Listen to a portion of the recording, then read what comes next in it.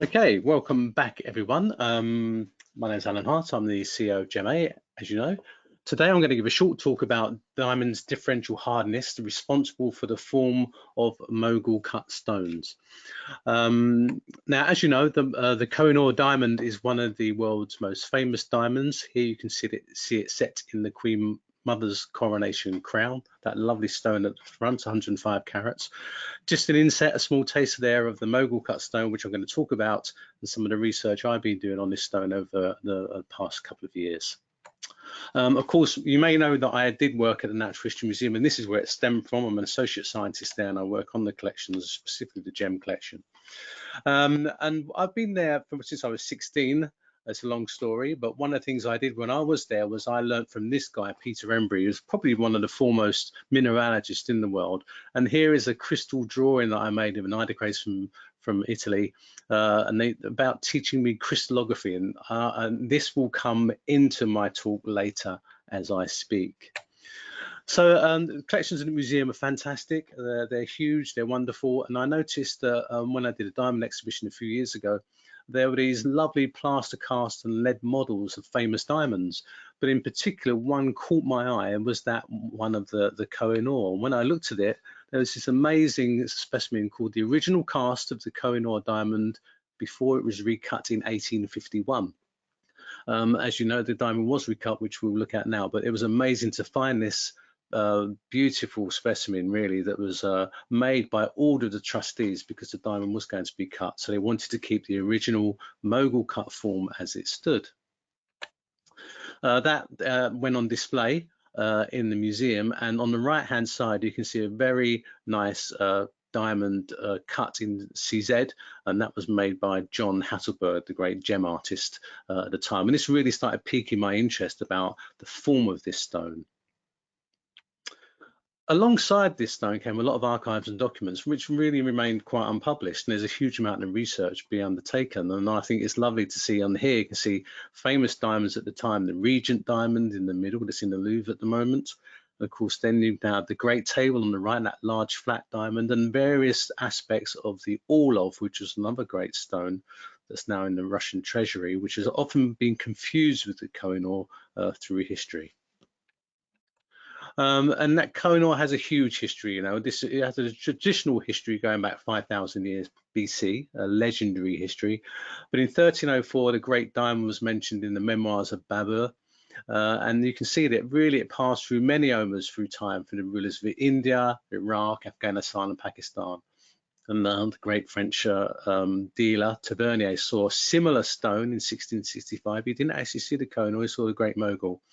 And ultimately, in 1849, it came to Britain as part of the Treaty of Lahore in those past times. And what was unusual about the diamond was it was displayed at the Great Exhibition in 1851. Queen Victoria decided that she would put it on display, and there was massive expectation. This diamond was meant to be the biggest one ever found, fit for the Queen, fit for the Empire, and on display people were expecting a diamond the size of the Crystal Palace itself, if you go by what the modern reports were saying in the press. But they put it in a huge golden cage and people crowded around it, and it got so busy that people couldn't actually see the stone. And when they did see the stone, they were hugely disappointed in what it looked like. Didn't have much fire. At 2 to 3 in the afternoon, the sun would come in a certain angle, and it really was only then it would be lit, as people used to wait for that moment.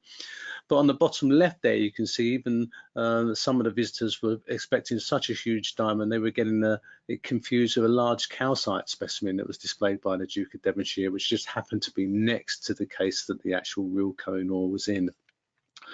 And eventually, because it didn't shine, the Mountain of Light, which of course is Kohinoor in Persian, did become the Mountain of Darkness. And it was because of that that the decision was taken to cut the stone into more of a Western taste to bring out more of the sparkle that was fitting for a diamond for its time. They did try a few things. They did try to, it was first displayed on a cushion, but ultimately what they did, they raised it on these stanchions and tried to get light into the stone. But whatever they did, they couldn't really bring the best out of it. And the reason was to put down to the poor cut, the original old cut didn't have modern lighting effects that we do expect of modern diamonds today. Of course it wouldn't. And this guy, Sir David Brewster, who was the father of modern optics, says in its present state it is useless as an ornamental gem. Quite a damning statement to make, and it's one that really did seal the fate of the Kohinoor itself. So there, everyone's maybe familiar with this. The poor old Kohinoor on being led to the cutter's wheel to turn it into the stone that we did today. And after many hours of work, it was transformed in what we saw today in the Queen Mother's coronation crown. So I like to go back because I was fascinated by this. I said, well, what did really this stone look like? What can we learn about this? You know, why was it poor at a great exhibition? But also the nature of the cut, because when you look at this, to me, it was supremely complex for its time. So what we decided to do was we decided to not use the plaster cast, but make a model of this. So over many months, I'll go through some of the process here. We wanted to make a model of the Kohinoor as it was in cubic zirconia, because that had the similar optical effects to what it would have looked like. So the first thing to do with 700 photos about the cast itself, trying to look at all the facet arrangements. And as you take photographs, there's things you've got to take into account for: junction shift, blending of facets, parallax, size, perspective, depth of focus.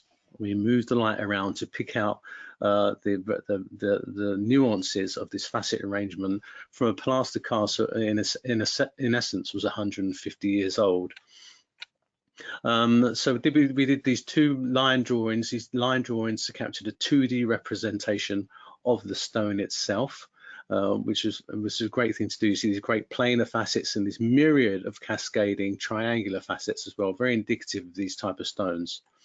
And ultimately, we did a model. We needed to capture the topography. So I hope you can see this. We needed to get the surface volume, so then we could overlay the facet arrangement inside the volume itself. And this was sent to Finland in Octonus to do this type of work for us.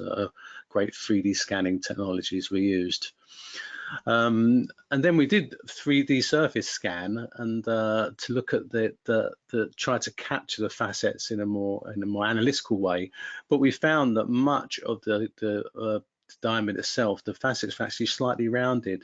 And that makes me understand that this was made by hand, obviously, and that you couldn't keep it absolutely planar on the wheel, which we'll go into. And so we used diamond calc and error mitigation, and we reduced the 5,000 planar facets we had to the final 169 of the model. So we went from a photos to a 3D capture to a wire diagram and a computer-generated photo to see what it would have looked like. And then the fun started in the fact that we're going to have cubic zirconia, and we very carefully cut the stone as it was, and that had to be precision made. And so each facet has a unique angle and an index session, and over a space of 3 months, the final stone was cut for us. And we completed it, and what we had was 191.03 metric carat stone, about 4 centimeters long, about 16 millimeters deep by 32, and it was the perfect representation of, as good as we could get, of this plaster cast of what the Kohinoor would have looked like, this Mogul or Mughal cut. And what it tells us, if I go back there, you can see that really they're quite unique stones in that there are various steep trapeziform facets of various shapes and sizes going around the stone. There's a large flat back, usually a base or a bottom. There's an outline is variable, it's not very symmetrical, and it's almost lumpy appearance. And these facets have been put in across around the stone. And to produce this wonderful thing took about 6 months, so a lot of work into it. And it was from looking at this that I suddenly had a realization that, you know, it is supremely complex. And what was the rough look like? What and how was it cut? What could it tell us about the stone? What were the limitations of that? And of course, Tavernier did go to India. Now, I know that he didn't see the Kohinoor, in my opinion. He saw the Great Mogul itself. The Kohinoor was in the Shah, with the Shah Jahan at the time, who was imprisoned. But Tavernier gave us a wonderful insight about how the Indian lapidaries at the time were cutting diamonds. And there was a great symbiosis between the European cutters and the Indian cutters, which I'll sort of talk about a bit later. But, you know, things hadn't changed. There was still a rotating wheel, a scaife that these diamonds were pressed on in powder, and then they were cut. Very simply like today, not much had changed over many centuries. But the one thing that was different was about the Indian style of cutting. So this came directly from Tavernier. There were several cutters. There was not more than one steel mill each. Water was certainly cast onto the stone to ascertain the grain, and this was the vitally important point for me, the grain of the diamond. And when the grain was found, oil was put on with diamond powder, and this makes the stone slide faster, so you could put weight on the stone. And he reported that one 103 carat stone had 150 pounds of lead put down on top of it to grind it into the wheel. And the mill was similar to Europe, but turned by humans. In Europe, sometimes they use horses or multiple manpower. And I love this part. A small boy spoons the wheel with oil and diamond powder, which is very much, you know, it's very expensive then at times. So they preserved the powder to cut the diamond. And the wheel in India was not as fast as the European wheels. So of course, in their opinion, it didn't produce the liveliest to polish. The wheel didn't run flat. It was removed every 24 hours to file, to get some rough grooves in there, and it was never put back in the same position. And the mill became so smooth, it was being polished itself. It was bright as glass. But the Indian lapidaries were not afraid to tackle knots or hard points, which apparently the Europeans were shy of doing. Now, this then made me think differential hardness. Hard directions, when you put a diamond, well, there'd be a huge amount of heat and much vibration, and the scaife would just be destroyed. But when you find the soft directions, you get lovely high heat, low vibration, low frequency noise, and the diamond can easily be cut. So I thought to myself, hang on a minute, if we can work out the optimum directions, what are the optimum polishing directions? There's confusion in the literature, but it was Tucholsky in 1920 who looked at the differential hardness and wear rates and load and rotational speeds. And this is the classic diagram of the hardness in diamonds. Those arrows are where you can polish, and of course, against those arrows you can't polish. And really, it's a vector. It's linear. When you're parallel to the crystallographic axis, and of course diamond is cubic, you can polish on those axes, but move away from that and then you find it exceedingly difficult to polish. So I pulled some information together against wear rates, and please bear with me on this one, but here's a diagram about the crystal structure of diamond depending on orientation. So at the top you can see there's looking at the cube face. You can see on the left there's removal rate and the direction of grinding, and you can see that when you follow the crystallographic direction, it's very easy to polish. But when you turn the diamond to the 45 degrees to that, it becomes supremely difficult to polish. And you can see on the right there, you can see the atomic layering of diamond through those directions, and you can see that really you're breaking bonds. So easy polish is where the reticular density of atoms in the structure is less. Difficult is when you move away from that and you have a lovely lineup of the atoms, like on the first one top left here, where you can see they're all lined up, very hard to break, and the wear rate goes to 0. So 2 directions on the cube face, 1 direction on the dodecahedral plane, but as you move towards the octahedron, it gets exceedingly difficult to polish, and there's a slight 3-fold anisotropy to diamond on that, as you can see by the bottom paragraph, sorry, bottom figure there. So I said, let's go back to the Kohinoor.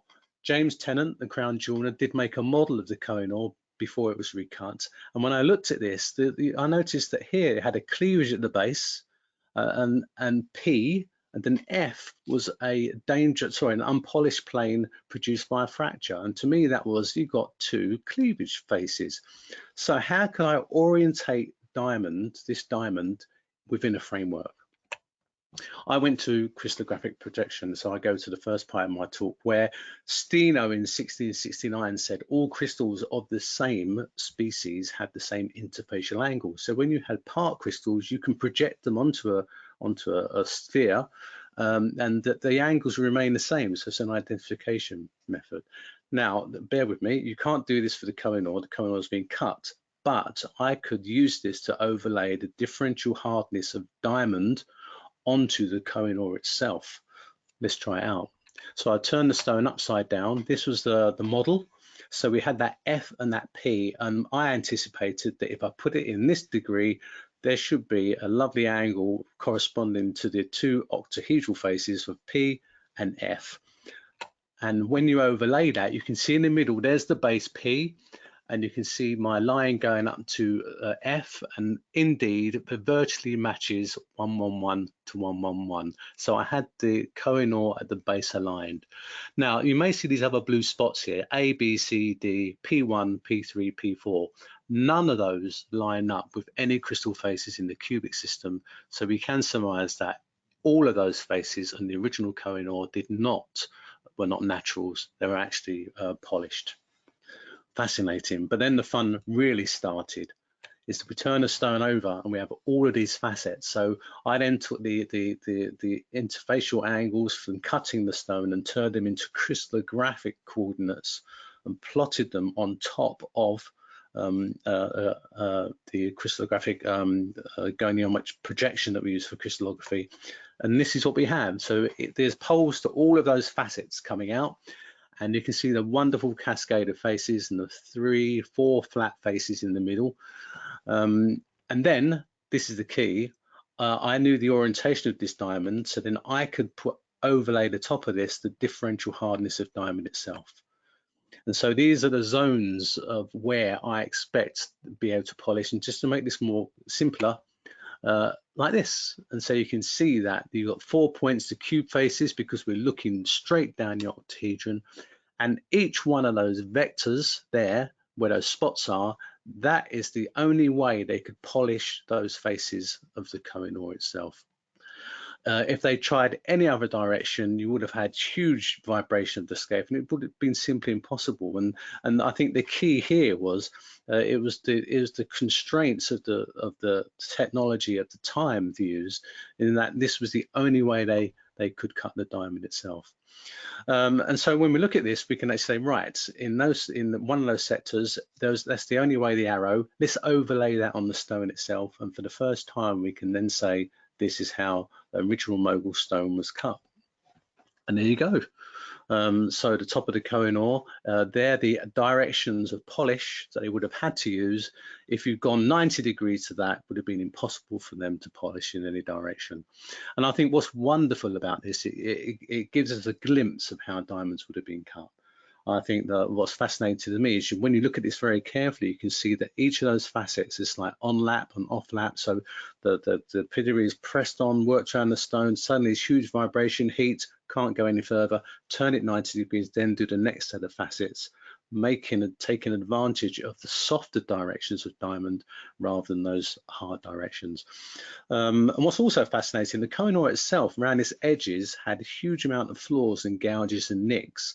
And when you align it in this bit,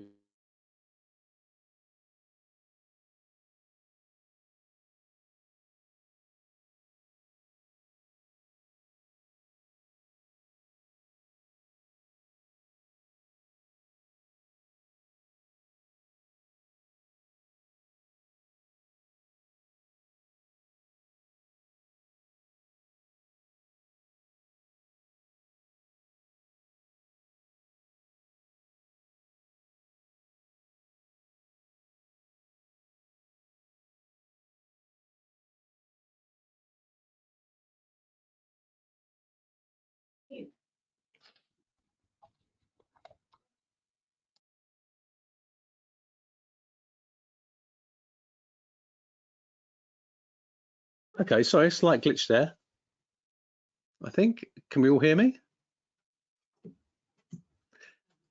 Yeah, so as I said, this is the stone itself, and you can see how the stone was cut by the Indian lapidaries, and also some of the constraints they were facing due to the nature of the material.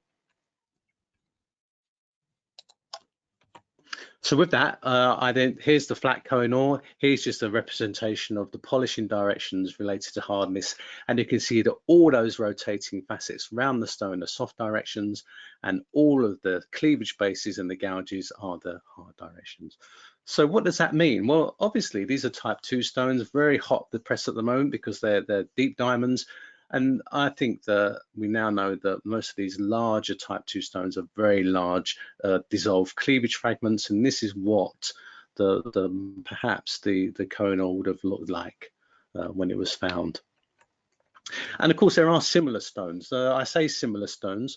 Look at the absolute similarity in shapes of the Koh-i-Nur as it was originally to the Orlov, which is in the Kremlin.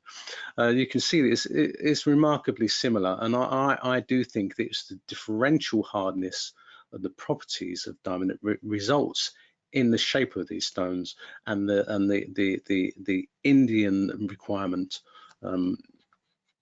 to have to keep weight. I just a little test here. I put this in GemCalc and just looked at some of the lighting effects also, just to go back to that great exhibition.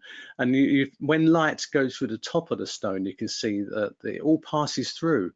But when you put light in the side facets of the stone, it bounces off that large cleavage frame, comes out the opposite side facets, and what you do get is the most amazing fire and dispersion. And I think this corroborates the reports that yes, it did look poor, but when the sun shone at 2 to 3 o'clock on certain days, light went to the side of the stone and it looked much better than it would have done from the face up. So my conclusion really is the Indian lapidaries were highly skilled. It was amazingly complex. There was only 1 or 2 degrees between each of those facets, and I think it's fascinating that they managed to cut these stones even. The original diamond itself was fashioned from large cleavages. The Great Exhibition did no favors to the stone itself, the environment itself, and the Mogul style of cutting is a product of maintaining maximum weight and the differential hardness of diamond. They weren't cut in that shape to be eyes for statues. That was just a consequence of the properties of diamond itself and the technology used at the time. This is really great. This is a stone I found on the internet, was found in the Kohinoor mine. And when I looked at that at the bottom, look at the similarity in the stone as it was to this stone, which was a 230 carat stone found a few years ago in the Premier mine. And I think that exactly highlights the process they would have used in taking that top edge around and look at the similarity of shape. And my final slide really is the other conclusions is research always leads to more research. And you ask yourself, true Mogul cut, is it precursor to the European rose cut, which I think it is? There was a lot of sharing of ideas. But what is interesting to me is that the Mogul was cut by Hortensio Borgia, which is a European cutter using lapidary techniques. This one, the Taj-i-Mahal, the Crown of the Moon, which is on the right-hand side, which is in the Iranian treasury, is very similar to the Kohinoor itself. Look, exactly the same. It's 115 carats. And I think that might be a Mogul Indian artisanal cut diamond almost. That's what it would look like, just like the Kohinoor. And one thing we could apply, we all see lots of Kohinoor, Mogul cut stones maybe come to market, very rare. How do we know they haven't been cut by laser, and how do we look at the authenticity of them? Well, we can possibly, unless someone's been very clever, if you're able to prove that the simple symmetry of the stone itself, internal symmetry, is equivalent to the crystallographic limitations, then we could say that it could be, because modern techniques of directional cutting were simply not available to early lapidaries. So I kept to time. That's great. In a nutshell, that was the research I've been doing. I hope you enjoyed the talk. It's been a fascinating subject for me, and it only leads to other avenues. And I know that I'm now finally writing this up and will be published in the journal within the next 6 months or so. So thank you very much.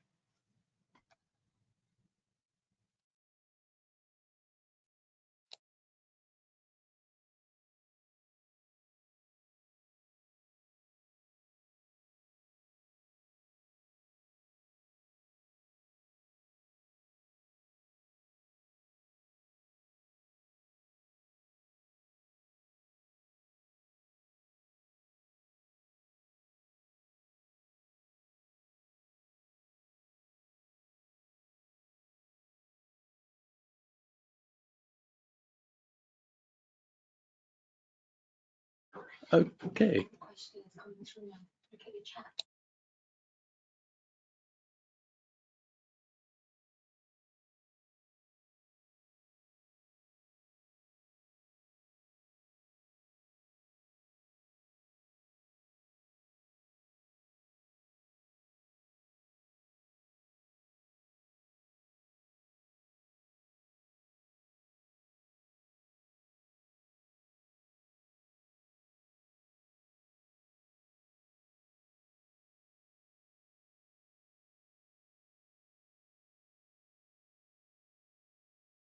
Okay, right. Okay, sorry, I was just looking for the chat function, which I now found. Yeah. Do you think it would have been looked better before cutting or as it does now? Kerry, that's a really good question. You know, I got to be careful what I say here. I know the stone very well. I've seen it in the crown jewels many times, and it's actually quite a flat stone. It's only about 30 millimeters depth. So the depth of the current stone doesn't give you the fire or the sparkle. But I must admit, when I received the final CZ, all right, it's a bit more dispersive. When you actually orientate in the right direction, the actual fire and the presence of the stone was amazing to see. It lit the room up, and we did a little test where we put a fiber optic light through the stone, and the whole ceiling just lit. So I think, you know, it was a sign of its time. I think what's interesting for me, when you read reports of the Mogul emperors to wear this as an armband, it had to be seen from afar. Protocol said you had to see things from afar. So that's one of the reasons they wanted to keep the weight. But of course, when you wear it as an armband, you're seeing it from the side for those side facets. So apparently this thing just gleamed. If it went like this, it died because the light was not getting through, but through the side, it gleamed like anything. And it was worn on horses and in turbans, they think, as well. So it depends how you feel. But for me, I'm quite, you know, I'm quite passionate about the stone. I really love the original stone and the work I've done there. So I think it was a victim of its time, to be honest. And it didn't suit the nature of the Victorians who wanted a diamond fit for a queen that sparkled. It's just that the environment they put it in didn't make the most of the original stone itself. I hope that answers your question.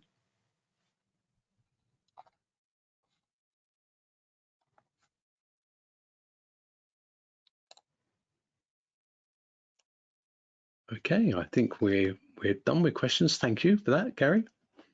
Okay, now you'll come out this in a minute to lobby just to get the next.